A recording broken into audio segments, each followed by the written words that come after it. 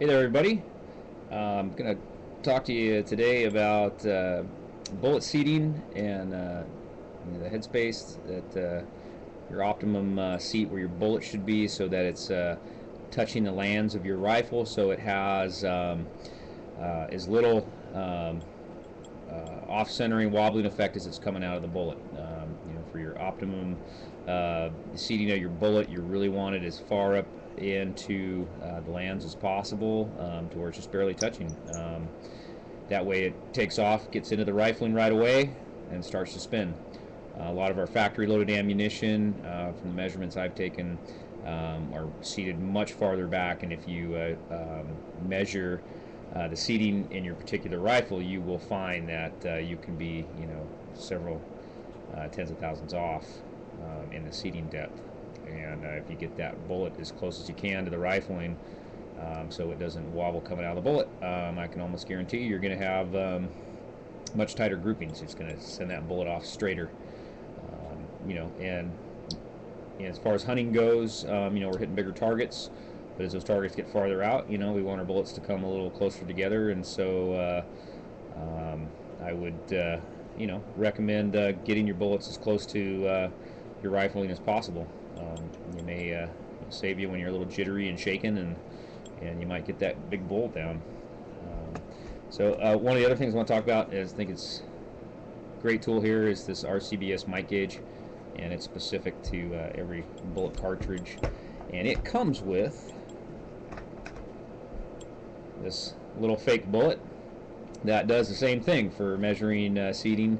What I found with this, and it comes with a gauge that you use, and I would also recommend buying this tool just for your resizing as well. It comes with a gauge for resizing your brass that is just invaluable. It keeps all the brass consistent, and as long as we want to keep everything consistent in our reloading, so our bullets are all shooting the same, hopefully. What this little guy does is it's on a nylon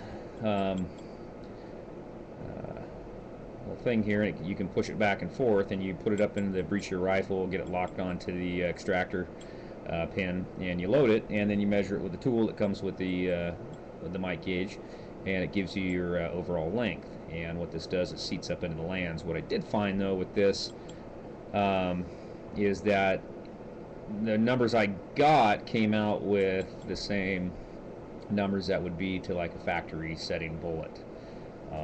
And the little trick I'm going to show you here next is going to get you a lot closer in depth. And matter of fact, I think their overall length for factory is 2.86 inches. I'm loading my bullets as a seating depth of 2.90. I have a friend that has the same Winchester Model 70 rifle, and he loads at 2.94. So, I mean, there's a big variation there. It tells you every rifle's quite different. So, if we get that bullet seated and it's happy in there and touches that rifle in the minute it goes off, we're going to get better groupings. So, anyways, I want to give some credit to my friend Garrett, who showed me this little trick, and this is what he does to find his ogive and where his bullet meets. And you probably want to do this, if you're changing bullets for whatever reason. I'd recheck it every time, because every bullet has just a different variation, a little bit different variation where it's going to sit up into the lands there of your rifle. So I'll hold this up here, and this is a 300 Winchester short mag cartridge, and if I hold it steady enough, you can see that we have taken a Dremel tool and just basically cut an X in the top of the neck after it was trimmed, and so that when I can set a bullet in it, I can still pull it out. It makes it nice and loose. And as you can see, just slide that bullet in there and pull it out. So what we're going to do is set that bullet down in there a little bit, and we'll take our rifle. Our rifle's empty, and you can go ahead and just set it down into the magazine and let the bolt take it up. And you're going to feel some resistance, and do it nice and easy, and then set your bolt down. Go ahead and take it out. And if we measure here with our calipers, we're getting 2.9040 roughly. So 2.90, and factory recommendation is 2.86. So if mine's at 90, that's a significant amount of play to where that bullet may take off out of here and just get enough wobble that not hit the rifling just right every time, and be the difference between an elk down and an elk not down, depending on your yardage, obviously. So what I've found too is I like to take this a couple times and run it through nice and easy. You don't want to slam on this thing.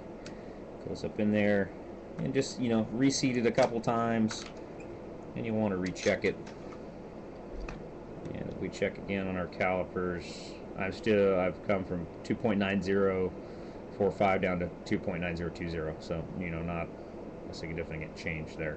And so what I would do is I would go back to my bullet seating die and crunch a couple in there until I'm getting this reading, and maybe back it off 1,000th, say. And what you can experiment with too at the range, load a set of 5 bullets at 1,000s back from that reading, and then 20,000s, 30,000s, 40,000s back. You're still going to be in the specified range easily, and see if you get any changes in grouping with that. Just a little something to experiment with, and then you can always experiment with powder loads after that, see if that's making any change. What I am working with, and what seems to be working pretty good right now, is this is a Hornady STT bullet that I use for target practice. I'm using the Hornady 165 grain interbond for my shooting bullet for hunting. This bullet seems to give quite a similar type shooting parameters or groupings and stuff that I get with the other bullet. So a little cheaper to practice with instead of shooting those interbonds. And I'm loading with 64 grains of IMR 4350 and Winchester mag primers. If anybody's out there going to start reloading short mags because they're so darn expensive these days, I maybe recommend trying that, see if that works for your gun.